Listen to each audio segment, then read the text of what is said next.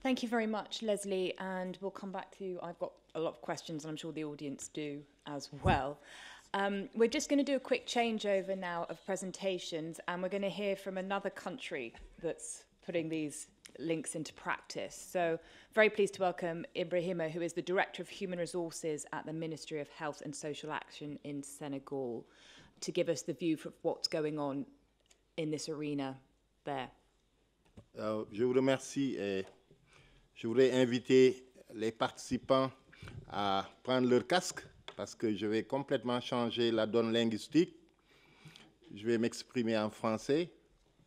Je pense que c'est heureux d'ailleurs qu'au niveau du Présidium, qu'il y ait cette parité homme-femme. Hein? Donc c'est autant heureux que je m'exprime en français pour au moins faire un peu de différence dans cette rencontre-là. C'est d'autant plus important pour nous parce que nous constituons une zone en Afrique, une zone francophone très large, avec des similitudes dans beaucoup de domaines. Et c'est pourquoi ce matin, je vais peut-être parler de mon pays, le Sénégal, que je connais bien, mais c'est également pour moi une occasion de parler également des autres pays. Alors, je vais essayer de suivre un plan qui va me permettre d'avoir le fil de mes idées pour permettre de mieux camper le sujet. Il s'agit de quoi exactement? Il s'agit ici d'éducation et de santé. Dans nos pays, c'est un grand débat. Quel est le secteur le plus prioritaire entre l'éducation et la santé? Si cette question vous avait été posée, certainement que les débats auraient duré toute la journée. Est-ce que c'est l'éducation qui va être considérée comme le secteur prioritaire ou est-ce que c'est la santé? En tout cas, c'est un grand débat. Je vous lance cette idée-là et peut-être que vous pourrez réfléchir là-dessus et trouver les bonnes solutions. Mais en tout cas, il est retenu et il est prouvé que si on n'a pas de santé, il n'y a pas d'éducation. Mais s'il n'y a pas d'éducation aussi, il n'y a pas de santé. Donc, le débat est lancé. Pour mon pays, le Sénégal, en l'instar des autres pays d'Afrique, on connaît beaucoup de difficultés dans le management des ressources humaines en santé. Nous connaissons une pénurie accentuée de professionnels de la santé. La situation dans nos pays est tellement préoccupante parce que apparaît désormais dans notre continent des pathologies nouvelles, des maladies infectieuses, des maladies chroniques. Vous avez entendu parler il y a 2 ans d'une épidémie qui a failli décimer quelques pays en Afrique de l'Ouest, notamment le Libéria, la Guinée, la Sierra Leone. C'est l'épidémie à virus Ebola qui a fait beaucoup de ravages dans cette partie de l'Afrique. Maintenant, quels sont les déterminants de cette pénurie-là? Ces déterminants sont multiples. Ça va de la difficulté de manager ce qu'on a entre les mains. Cela a des relations avec les questions de formation de ce personnel-là, mais au-delà aussi la répartition de ce personnel sur l'étendue de nos territoires. Vous savez que la personne humaine trône au cœur de l'ensemble des systèmes de santé de nos différents pays. Mais l'élément déterminant dans ce système de santé, c'est le personnel de santé. Quelques statistiques ici pour montrer quel est le fardeau du continent africain par rapport à ce déficit-là. Le continent, à lui seul, porte 25% du fardeau des maladies du monde. Et ce continent regroupe seulement 3% des personnels de santé. Donc, le quart de la pénurie de personnel dans le monde est porté par l'Afrique. Vous comprendrez aisément donc les difficultés auxquelles nous devons faire face et les solutions idoines qui doivent être apportées pour asseoir une bonne couverture sanitaire universelle dans nos différents pays. Donc, les responsables des ressources humaines dans nos différents pays ont une lourde responsabilité. Responsabilité de corriger cette pénurie-là en mettant en place des systèmes de management cohérents. Mais ceci induit aussi la mise en œuvre d'un processus de planification systématique des ressources. Vous savez, quand vous avez des ressources qui ne sont pas suffisantes, il faut bien les planifier pour en tirer profit. Sinon, vous n'atteindrez jamais les résultats optimum que vous voulez avoir, surtout du personnel de santé. Donc, il faut faire les prévisions des demandes. Les demandes sont très fortes. Analyser ces demandes-là pour ne pas, évidemment, mettre dans le pipeline n'importe quelle demande. Il faut analyser le fardeau des maladies pour voir dans quel sens orienter la sélection de ces demandes-là, voir les écarts de compétences et comment répartir ce personnel-là. Vous comprendrez aisément donc que responsable des ressources humaines dans nos pays, surtout dans le domaine de la santé, requiert un certain niveau de qualification, une certaine performance qui peut vous permettre, avec le peu que vous avez de ressources, d'avoir des résultats probants. Donc, je disais tout à l'heure que les besoins étaient immenses, mais les contraintes le sont aussi, les contraintes économiques de notre zone Afrique de l'Ouest. Les contraintes sont économiques. Vous savez que dans la zone UEMOA, ils ont mis en place des critères de convergence. Et parmi ces critères de convergence, un des critères dit qu'un État n'a pas le droit de dépenser plus de 35% de ses recettes fiscales pour la masse salariale globale du pays. Quand je dis masse salariale globale, c'est l'ensemble des travailleurs que le gouvernement paye.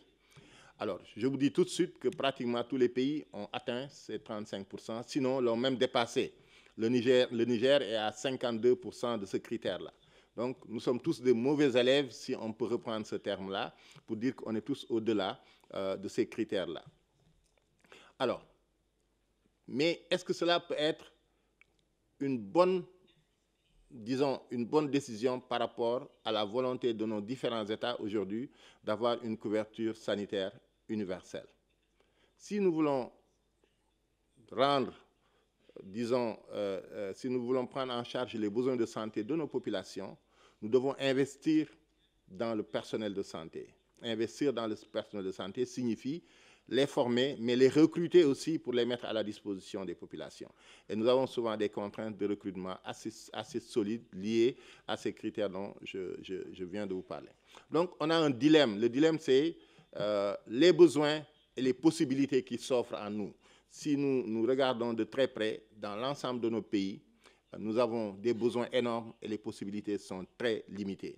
Maintenant, je pense que c'est également valable dans certains pays d'Europe, la problématique des zones éloignées. Nous disposons parfois de personnel, mais qui ne veulent pas rester dans les zones éloignées du fait des difficultés de ces zones, du fait de beaucoup d'aspects. Parfois, ce sont des zones en guerre, parfois, c'est des zones où le climat est très hostile, parfois, c'est des zones où, quand vous entrez dans ces zones-là, vous ne ressortez pas avant 6 mois, donc des difficultés liées à la nature qui font que parfois, le personnel aussi refuse ou émet beaucoup de réserves pour aller dans ces zones et y rester. Maintenant, les obstacles, c'est la formation initiale constitue l'un des obstacles majeurs. Vous l'avez dit, on revient à l'éducation. C'est en fait avec cette formation qu'on pourra peut-être régler le problème de la performance des personnels de santé dans nos pays. On constate assez souvent une inadéquation entre la formation et le cœur de métier. Des agents sont parfois formés, quand ils sortent, ils ignorent beaucoup de choses dans leur cœur de métier. Donc, il y a ici un véritable problème d'adéquation entre la formation et l'emploi. Maintenant, s'y ajoutent les capacités limitées de nos institutions. Nous avons des écoles dans nos pays, mais ces écoles ont des capacités de formation limitées. Depuis un certain temps, nous avons ouvert certaines qualifications professionnelles à des privés. Ce n'est pas dans tous nos pays, mais par exemple au Sénégal, pour le niveau paramédical, infirmier, sage-femme, nous avons ouvert la possibilité pour le privé d'avoir des écoles et de former. Mais la certification revient à l'État. C'est l'État du Sénégal qui organise l'examen de certification pour dire qui est apte ou qui ne l'est pas à être sage-femme ou infirmier d'État. Maintenant, nous avons, à côté de tout ça, de nouvelles maladies qui apparaissent. Les maladies non transmissibles. Nous avons aussi les nouvelles épidémies qu'on connaît, le chikungunya, hein, nous avons Ebola, nous avons beaucoup de nouvelles maladies qui apparaissent dans notre sous-région et des maladies pour lesquelles le personnel de santé n'avait pas été préparé. Donc, nous avons compris qu'il nous faut changer d'approche. Et depuis 2012, au Sénégal, Nous avons changé d'approche éducative. Au lieu de privilégier dans l'approche éducative ou dans les curricula de formation la théorie à outrance, nous avons essayé de voir comment mettre en place une approche par les compétences. Ça veut dire quoi? Ça veut dire que nous développons le maximum de compétences chez nos agents de santé pour que face à des situations pratiques, que ces agents puissent apporter des réponses assez rapides. Alors, qu'est-ce qui est développé en ce moment-là? C'est chez les apprenants.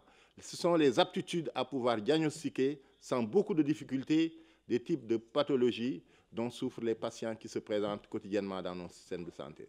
Maintenant, ce système-là, qui consiste à asseoir des compétences chez nos agents, connaît quelques difficultés. Parce que dans le cursus scolaire de l'individu, si dans la sélection, cet individu n'a pas de prédisposition dans les sciences de la vie, il reste évident que pour le former, pour qu'il devienne véritablement un bon agent de santé, il y a beaucoup de difficultés par rapport un peu à son profil éducatif. Et ce profil-là, nous devons aller résolument vers des agents qui ont un profil éducatif où les sciences de la vie ont pris une part importante tout au long de sa formation académique. Je n'ai pas voulu être long, je préfère peut-être après laisser au public le soin de poser des questions. C'est pourquoi je vais conclure pour dire que nous avons beaucoup de difficultés dans nos systèmes éducatifs du fait de l'insuffisance des budgets alloués à la santé. Vous savez qu'à Abuja, au Nigeria, quand les chefs d'État se sont réunis, ils avaient décidé qu'au moins 15% des budgets de nos États devraient être consacrés à la santé. Mais je vous dis, jusqu'à présent, aucun pays membre de la CEDEAO c'est la communauté des États de l'Afrique de l'Ouest, aucun pays de cette CEDEAO n'a atteint le taux de 15% dans les budgets de la santé de nos différents pays. Alors, est-ce que, avec cette modicité dans les budgets alloués à la santé, nous pouvons assurer une bonne couverture maladie universelle? Je pense que si nous voulons assurer une bonne couverture maladie universelle, nous devons articuler notre système de santé sur ces piliers fondamentaux, qui sont l'offre de services, les médicaments, les ressources humaines, l'information sanitaire, le financement et la gouvernance. Ce sont les seuls piliers sur lesquels on peut s'appuyer pour asseoir un bon système de santé, une bonne couverture maladie universelle, faute de quoi nous allons encore continuer à nous chercher. Et je pense que tous les partenaires au développement qui approchent nos pays dans le cadre de la coopération bilatérale ou multilatérale devraient peut-être davantage axer leur intervention sur le soutien à ces piliers-là. Mais de plus en plus, les partenaires viennent avec leurs propres idées derrière et nous imposent à la limite les actions dans lesquelles ils préfèrent mettre leur financement. Tantôt c'est le sida, tantôt c'est le paludisme, tantôt c'est la tuberculose. Mais laissez-nous aussi un peu nous le choix de décider de ce que nous voulons faire avec les financements que vous nous apportez. Je vous remercie.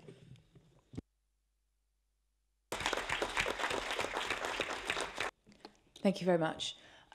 Ibrahima, I'm going to bring you in just to react to what Leslie said about the money needing to come from the countries and the support that's needed. Perhaps you could tell us what support you think is needed in Senegal and also explain a little bit more about how the Ministry of Health is working already with the Ministry of Education on this. Thank you.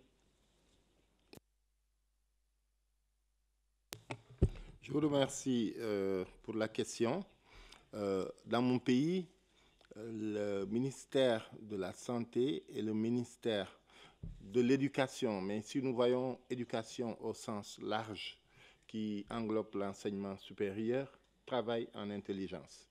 Parce que nous avons la formation de tous les médecins, de tous les spécialistes qui se font au niveau de l'université Cheikh Anta Diop, mais nous avons également d'autres universités maintenant au Sénégal.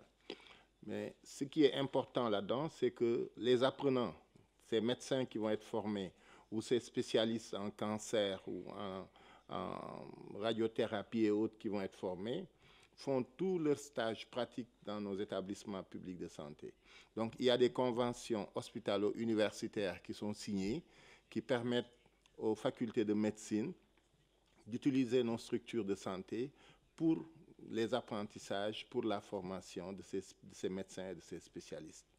Au demeurant, nous, en tant que ministère de la Santé, nous avons des écoles. Nous avons nos propres écoles dans lesquelles nous limitons la formation au niveau de la licence professionnelle.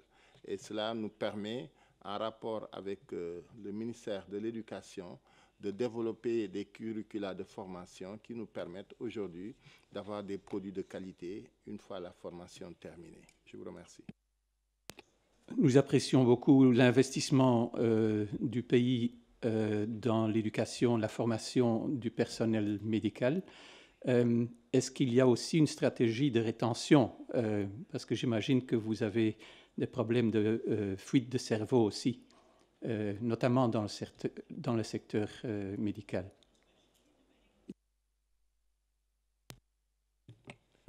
Je vous remercie pour la question. Effectivement, le Sénégal connaît un grand problème de fuite de nos professionnels de la santé. Et je le disais tantôt, nous avons beaucoup de difficultés à fidéliser le personnel de santé dans les zones dites éloignées. Pour autant, nous sommes en train de chercher des stratégies à mettre en œuvre pour que le personnel de santé qui arrive dans ces zones, quand même, il reste et pour la durée prévue pour son séjour dans cette zone, que ce personnel de santé soit efficient. En quoi faisant? En mettant en place un guide de mobilité professionnelle qui dit clairement, quand vous allez dans telle zone du pays, voilà la durée maximum que vous pouvez y être. Au-delà de cette durée, vous devez absolument quitter cette zone pour aller dans une autre zone. Déjà, ça permet à l'agent de santé de savoir que si je vais dans telle zone, voilà le temps que je vais mettre là-bas. Au-delà, il y a aussi un certain nombre de packages qu'on a mis en place pour dire que celui qui accepte d'aller dans telle zone a une majoration de salaire de l'ordre de, par exemple, mettons 10%, contrairement à ceux qui sont au niveau de la capitale ou des grandes villes. Nous avons aussi dans le package la possibilité de discriminer ces agents-là pour tout ce qui est formation à l'extérieur du pays. Ils passent en priorité parce qu'ils ont des points supplémentaires que ceux qui sont dans les villes n'ont pas. Nous cherchons à créer un environnement incitatif qui va permettre à ces agents-là, une fois qu'on les affecte dans cette zone, qu'ils acceptent d'y aller pour le temps nécessaire et qu'ils soient efficients. Parce que quand vous obligez un agent à aller dans ces zones-là, évidemment, il va y aller parce qu'il n'a pas de possibilité de dire non, mais il ne va pas être efficient, il ne va pas être efficace. S'il pouvait voir 10 malades, peut-être qu'il en verrait 2 ou 3 et après, il va vaquer à d'autres occupations. C'est pourquoi nous avons mis en place tout ce système-là. Maintenant, ça, c'est un aspect pour les zones éloignées. Mais nous avons aussi une très grosse attractivité de nos agents, des spécialistes qu'ils exercent avec les partenaires au développement. Nous perdons beaucoup d'agents parce que simplement, les partenaires au développement les enrôlent ou la migration internationale, ils vont voir dans d'autres pays où les conditions de travail sont beaucoup plus améliorées, où la rémunération est beaucoup plus intéressante. Et nous avons beaucoup de médecins spécialistes qui sont aujourd'hui en Europe parce que nous ne pouvons pas payer ce que payent peut-être les Européens. Je vous remercie. Thank you. Ibrahima, I'm going to ask you to come in briefly just to respond to Leslie's point about the technical committees conjoined. C'est vrai que beaucoup de millions sont dépensés dans nos systèmes de santé pour améliorer un peu la qualité des prestations. Maintenant, nous disons que ce n'est pas mauvais, mais que fondamentalement, ce que nous attendons va au-delà de ces interventions ponctuelles des partenaires au développement. Nous avons récemment eu une rencontre à Abidjan qui a regroupé l'ensemble des pays de l'Afrique de l'Ouest, francophone évidemment, et nous avons parlé du personnel de santé. Comment faire pour considérer les dépenses en personnel de santé comme de l'investissement et non comme des dépenses? Ça peut paraître un peu peut-être compliqué, mais c'est très simple. Vous savez, quand on recrute dans le secteur de la santé, la masse salariale que cela entraîne est calculée dans les critères de convergence comme étant des dépenses de fonctionnement. Est-ce que nous ne pouvons pas arriver à démontrer que quand on recrute du personnel de santé, c'est un investissement, que ce n'est plus une dépense, mais un investissement, donc ça n'entre pas dans le calcul de la masse salariale. Et pourquoi nous disons cela? Nous le disons parce que chaque fois que nous augmentons de 1% ce personnel-là, il y a des effets sur la production du PIB de chaque pays. Mais il y a aussi une diminution de la pauvreté, mais il y a également une diminution du chômage. Parce que tout le personnel qui va être impliqué dans ces recrutements-là va venir en appoint au système de santé, mais va aussi avoir des revenus qu'il va injecter au niveau des ménages, ce qui va donc accroître le PIB. Maintenant, cela ne peut se faire si cette autorisation nous avait été donnée. On le fera en mettant l'accent maintenant sur l'éducation. C'est pourquoi je disais tantôt qu'entre éducation et santé, il y a une frontière que personne ne peut déterminer. Parce que si on nous autorise à considérer les dépenses de santé comme de l'investissement, il faudra qu'on retourne au niveau de l'éducation pour préparer nos pays à mettre en place des systèmes qui permettent d'avoir du personnel de santé de très bonne qualité dans un bref délai. Voilà, je vous remercie. Thank you. I'm going to ask my question in French because my question is for Mr. Diouf. Sorry. I'm Josephine Wango, a lecturer at University of Liège and also work as a research consultant. Pour M. Diouf, ma question est en lien avec ce qu'on vient de débattre ici, le suivi et l'évaluation. Et mes collègues de l'Université de Liège travaillent sur la question de performance-based financing, donc le financement basé sur les résultats dans le domaine de la santé. Donc vous qui êtes un acteur de terrain qui est au Sénégal, donc j'aimerais bien avoir votre avis là-dessus et comment cela impacte votre travail sur le terrain au niveau de la santé au Sénégal. Merci. C'est vrai, au Sénégal, nous sommes dans une expérience de financement basée sur les résultats, expérience qui avait été déjà financée par l'USAID. Ensuite, l'USAID s'est arrêté et la Banque mondiale a pris le relais. Mais il faut dire juste que ce système est juste une façon pour les partenaires de booster le secteur de la santé. Il s'agit de faire quoi dans ce système de financement basé sur les résultats? Il s'agit de voir comment faire en sorte que les structures de santé puissent baisser les taux de mortalité néonatale, comment faire en sorte que les agents de santé qui travaillent dans les structures, qu'on mette des milestones pour dire, par exemple, que dans la semaine, si vous vous absentez au-delà de 3 heures, voilà, vous n'êtes pas éligible aux indemnités qu'on va donner. Le fait de dire, par exemple, que l'agent qui se serait distingué le mieux au cours de l'année, à la fin de l'année, aura un ordinateur portable. Donc, un certain nombre d'incitations à la performance. Le financement basé sur les résultats, c'est une méthode d'incitation à la performance des agents de santé pour une meilleure offre de santé, pour une efficience dans l'offre de santé. Et l'expérience est en train d'être menée au Sénégal. Il y a des suivis qui sont régulièrement menés. Nous ne sommes pas encore à la conclusion pour décider de la généralisation de cette approche, oui ou non. Parce que s'il faut généraliser cette approche, il faudrait que, disons, le financement destiné à la généralisation de cette approche soit un financement national.